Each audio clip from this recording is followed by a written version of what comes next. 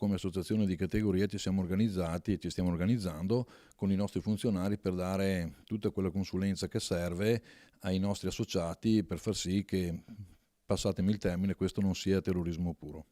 Oscar Bernardi, presidente di Confartigianato di Castelfranco Veneto, definisce così il provvedimento contenuto in finanziaria, la modifica al codice della crisi d'impresa e di insolvenza, che impone anche alle piccole aziende di affidarsi a un revisore che verifichi lo stato di salute dei propri conti.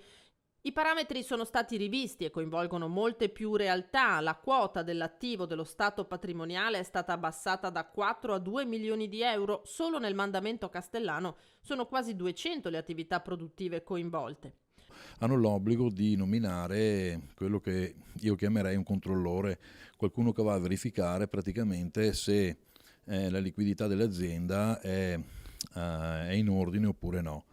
È chiaro che questo è un costo per l'azienda, che ormai diciamo siamo anche troppo oppressi da questi continui nuovi balzelli che comunque gravano sempre sulla poca liquidità, sulla poca possibilità di investire che hanno le nostre aziende.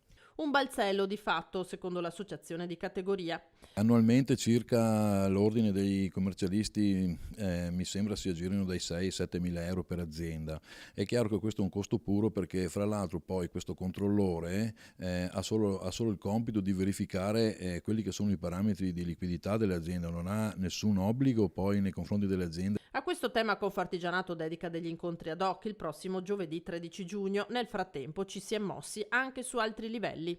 Abbiamo anche chiesto a livello provinciale, che poi sarà anche a livello nazionale, un incontro con il governo, con i sottosegretari, per far sì che eventualmente questi parametri possano essere rialzati, quindi escludere queste piccole aziende da questo balzello.